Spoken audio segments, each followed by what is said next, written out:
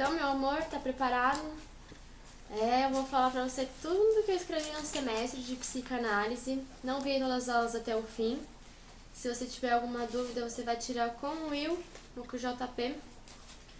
Mas é isso. Na primeira aula que eu fui de psicanálise, que era o melhor dia da semana, e você, igual os alunos, recebendo mensagem de celular durante a explicação, ele começou falando da medicina do Ocidente. Você tem que prestar atenção, amor. Que eu vou gravar, só que eu já tive essa matéria. Eu falei igual professor. Eu já passei de onde vocês estão, sabe? Mas Então, eu preciso. você tem que lembrar que é muito difícil estudar problemas mentais, porque não se vê. As pessoas estudavam os cadáveres para estudar as doenças, e então a doença se tornou observável dessa forma, e não através de você estudar problemas no cérebro. Quando a psiquiatria nasceu, a medicina estava muito atrasada. Então, alguns analistas, eles tentaram classificar as doenças mentais, e aí Foucault também levantou as questões dos loucos, o mal dos loucos, igual o que a exclusão social dos loucos era muito similar à dos leprosos na época.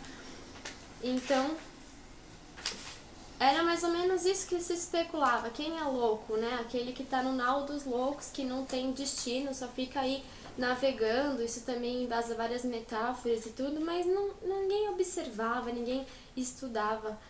E aí, vamos ver, Kepler, Nietzsche, eu não sei o que é de Kepler que eu escrevi aqui. Será que foi Kepler que tentou explicar as causas das patologias mentais? Provavelmente, ele, que tem o nome do Kraepelin, será que é assim? Que a doença mental era uma lesão no tecido. Só que na psiquiatria, eles faziam exames com isso e não eram todas as doenças mentais que tinham lesão no tecido, então não dava para comprovar essa tese.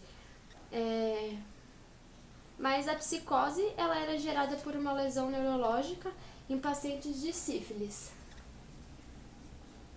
Então, dava pra ver isso também como um sintoma. Coitado, você já tem sífilis, depois você vai virar um psicótico.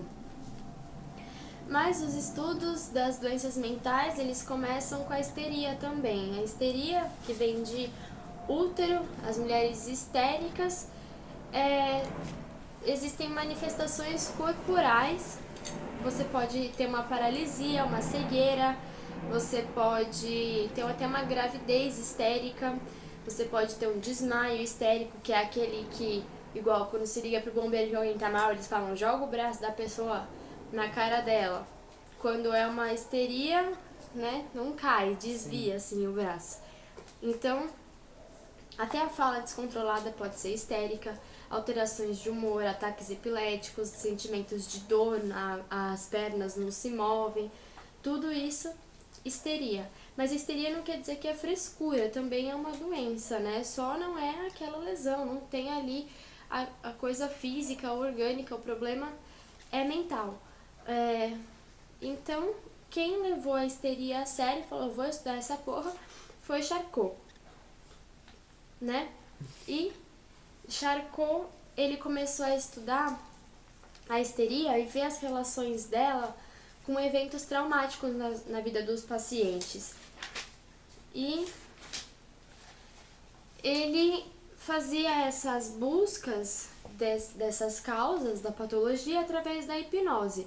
Então, aumentou o poder da sugestão de uma pessoa para outra, porque através da sugestão você vai hipnotizando a pessoa. E quem se hipnotiza, na verdade, é o próprio paciente, que se permite, igual a gente viu naquele programa, a hipnose, ela é parece que uma meditação guiada, né? Você encontra na sua mente essas respostas meio que em transe. Então ele usava dessa forma para achar os traumas dos pacientes. Então,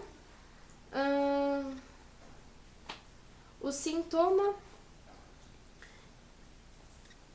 histérico, ele era o produto do estado hipnótico.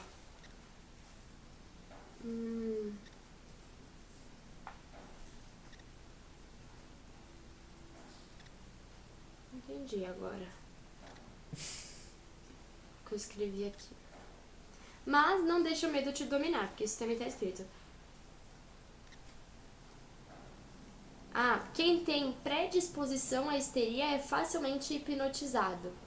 Com cuidado. Então, Freud conseguiu uma bolsa de estudos para estudar em Paris. E aí ele foi aluno de Charcot. E ele aplicou a hipnose também nos histéricos, mas ele enxergou outra coisa. E Brauer atendeu a famosa histérica, a histérica mais famosa da psicanálise, a Ana O. Que você nem chegou lá e já sabe da Ana O.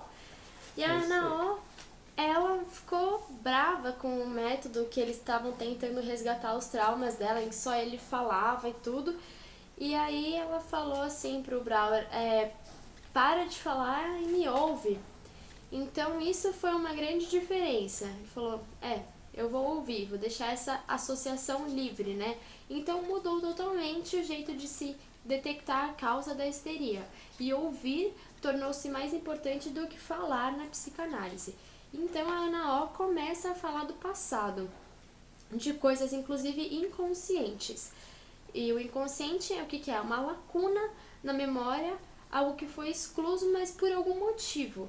E então aparecem as cenas traumáticas esquecidas. É só você relembrar essas lacunas. Você não está inventando, você está relembrando. E essas emoções se dissipam com o tempo. Então você pode ir no processo do luto à alegria, que são as lembranças carregadas de afeto. E o sintoma, ele só vai desaparecer quando a cena é lembrada. É por isso que é tão importante você lembrar, que aí o sintoma, ele desaparece porque você já trocou, você não está mais visualizando o sintoma, você já conseguiu visualizar a causa, você vai passar a sentir a causa e não o sintoma, é tratar da causa sem sentir o sintoma, porque ele era histérico. Então, a cena era lembrada, e o afeto dessa cena, que pode ser com valência positiva ou negativa, ele era removido para neutralizar aquilo e não ser mais um sintoma, mas ele exige uma automonitoração constante. Então, a conclusão teórica é que o sintoma é uma inexpressão física do afeto, um símbolo do afeto e do que provocou esse afeto. Então, quem descobre a doença na psicanálise é o próprio paciente, assim como quem se hipnotiza e tudo. E aí eles falam, a psicanálise demora muito, não surte resultado. É óbvio, porque se o paciente tem que virar doutor, né? Mas é uma coisa muito mais profunda, muito mais valiosa. É outro intuito mesmo, não é para virar tratamento desses centros emergenciais, quando o caos já tá solto por aí, né? Até escrevi aqui, por isso o behaviorismo, né? O behaviorismo é pra isso. Ele apresenta o resultado rápido, blá blá. Então, o sintoma ele era uma forma de substituição daquela lacuna que o inconsciente deixou. E o que era tão impensável para Ana O? Qual que era o grande trauma dela? Era a autoridade do pai. Sempre, né? Esses pais. E a anamnese é essa recuperação da lacuna, da perda da memória, da amnésia. Então, a anamnese é a lembrança da cena traumática. É aí que tem que chegar o psicanalista. Então, é um método da limpeza da chaminé, apelidado pela própria Ana O. Porque, né, você já foi limpar a sua chaminé? Vai dar muito trabalho, é igual você varrer a sua mente.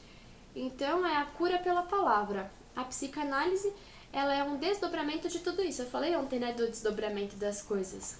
E Freud... outro livro, né? E outra coisa. E Freud substituirá a hipnose pela pressão psicológica. Então, ele encosta na cabeça da pessoa e... Então, lembra? Mas não funciona também, né? Comigo não funcionaria, claro. Então, ele vai evoluindo nessas condições. Tudo era uma experimentação. E aí ele vai desenvolvendo o método psicanalítico, que até então isso não é uma psicanálise, né? Mas aí na próxima aula dele, ele fala mais.